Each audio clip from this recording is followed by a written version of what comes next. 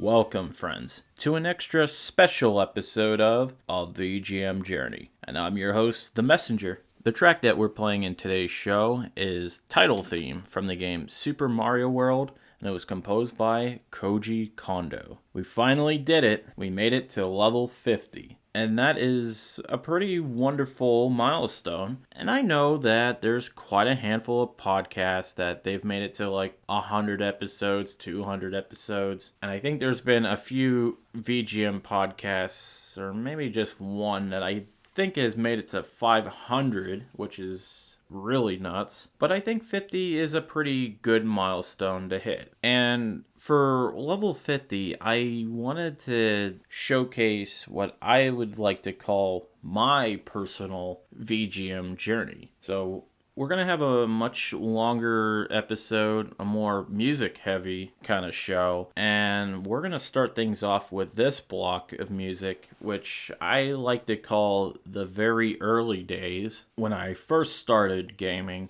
These were some tracks that planted the seeds of my love for video game music, and we're going to start things off with Hyrule Field from the game Legend of Zelda: A Link to the Past, and that track was composed by Koji Kondo. And then we're going to follow that up with Manhole from Game & Watch Gallery, and that track was composed by Yoko Masuda and Jin Sugita. And then last, we're going to have Pirate Panic from Donkey Kong Land 2. It was originally composed by Dave Wise, and this arrangement was done by Grant Kirkhope. So let's give those tracks a listen.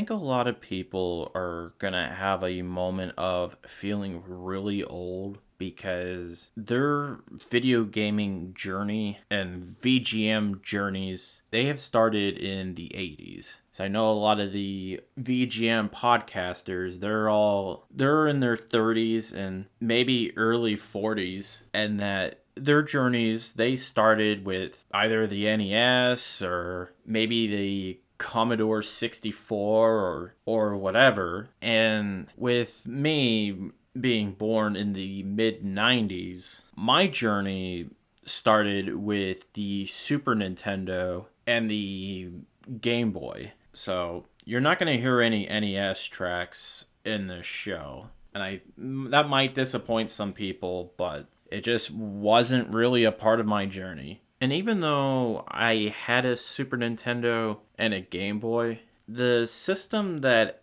I would like to consider to be like my first system was the Nintendo 64. And in this next block of music, I got a couple tracks from a couple 64 games and then also another Game Boy track, which I'm going to have that sandwiched in between the 64 tracks. And this next block of music, the songs are Temple of Time from Legend of Zelda Ocarina of Time, which that track was composed by Koji Kondo. Then we're going to play Route 11 from Pokemon Red, Blue, and Yellow, which that track was composed by Junichi Masuda. And actually, as a little bonus, I'm going to throw in the Fire Red and Leaf Green version of the song as well, which that came out much later for the Game Boy Advance. So we're going to hear the original and the Fire Red and Leaf Green versions back to back. And then we're going to finish that block off with Walking Underwater from Mario Party 2. And that track was composed by Hironao Yamamoto, Shohei Bando, and Kazuhiko Sawaguchi.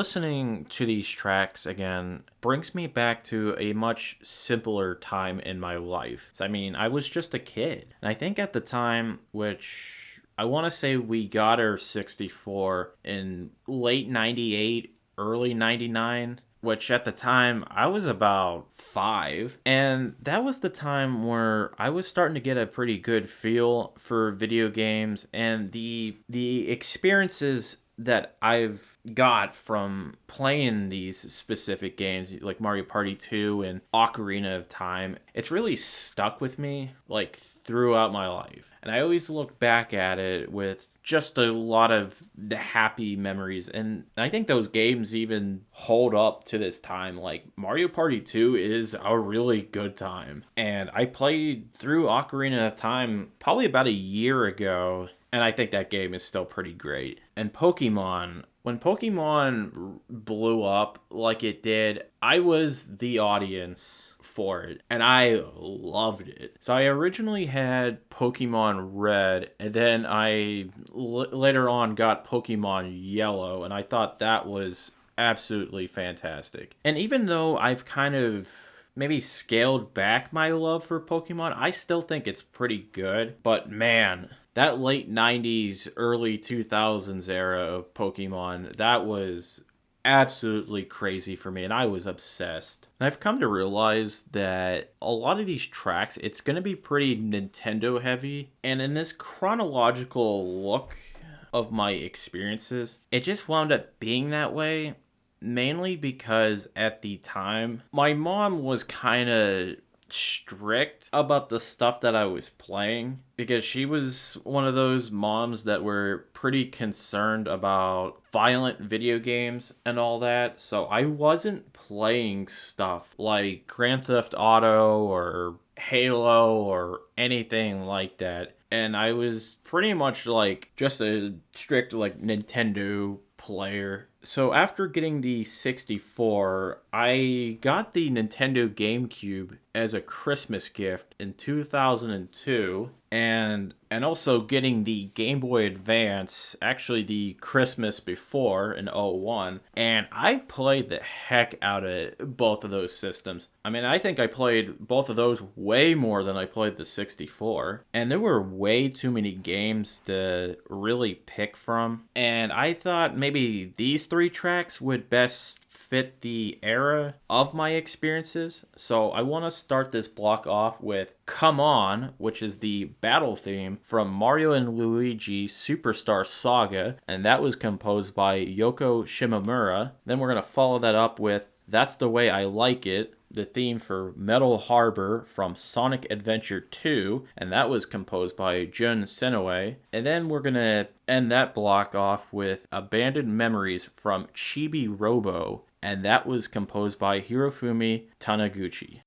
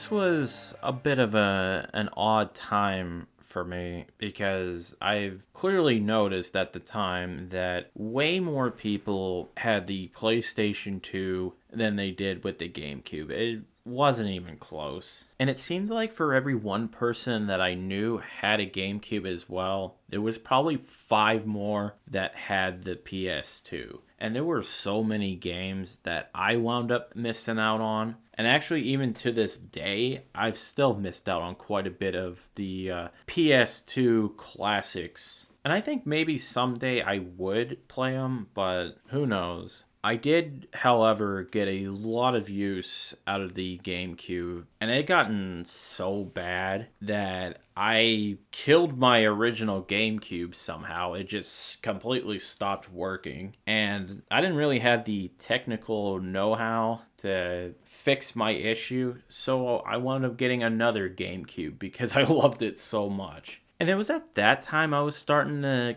branch out from the Nintendo stuff and also getting into sports as well. It's had a couple of the Maddens and the NHLs and like the Mario sports games. They were always a lot of fun. I think Superstar Baseball, that was probably my favorite of the Mario sports games. But you couldn't go wrong with Mario Tennis or Golf or even Super Mario Strikers. And I played so much Super Smash Bros. Melee as well. I want to talk about Chibi-Robo just a little bit. That was a game that always looked interesting to me. And I guess not too many people seemed to really cared for it at the time. So like I easily jumped on it and I was like, this game is a little weird, but I enjoyed it quite a bit. And I kept my copy of it to this day. And then recently I find out that it kind of sells for quite a bit online and that it's a game that people were trying to get their hands on it. So it was a little surprising that, this oddball game that I had is actually kind of a sought after product. And that soundtrack is all over the place too. And as a big Nintendo fanboy, I really liked the GameCube and I was pretty hyped for the Wii. And that this next block of tracks, they're all from Wii games. And coincidentally, they're also all Nintendo games as well. So these 4 tracks are Bowling from Wii Sports, and that was composed by Kazumi Totaka. Then Versus Gandrayda from Metroid Prime 3 Corruption, and that was composed by Kenji Yamamoto. Then we're going to play Buoy Base Galaxy from Super Mario Galaxy, and that was composed by Mizuta Yoko. And then we're going to follow that off with Main Theme from Super Smash Bros. Brawl, and that was composed by Nobuo Uematsu.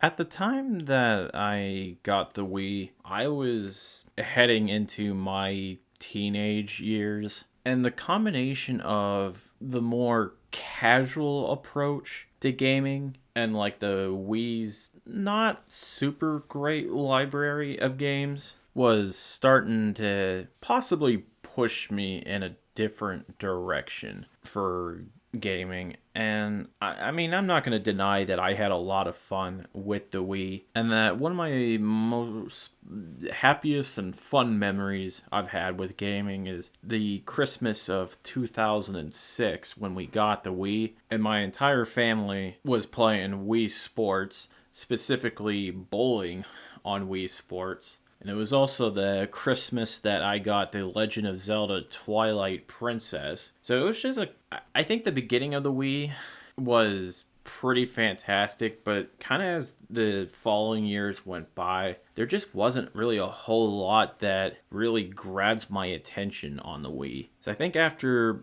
Super Mario Galaxy and Super Smash Bros. Brawl came out, I was just kind of scraping the bottom of the barrel for quality titles. And at that point, I finally decided to make the jump to a non-Nintendo console and got myself an Xbox 360. It was also around the time that I started listening to podcasts, and one of the first podcasts that I've listened to was the Legacy Music Hour with its 8-bit and 16-bit awesome music. And I wound up discovering a lot of stuff that I enjoyed, and even just listening to songs that I haven't even heard in a long time, got to rediscover them and realize, you know what, I really liked video game music, and this has pushed me up to another level of love, and that there are so much out there that needs to be discovered. And this next block of music kind of represents that big change in the games I was playing, and also soundtracks that I was really liking as well. And that this block, we're going to play 5 songs. It's a big one.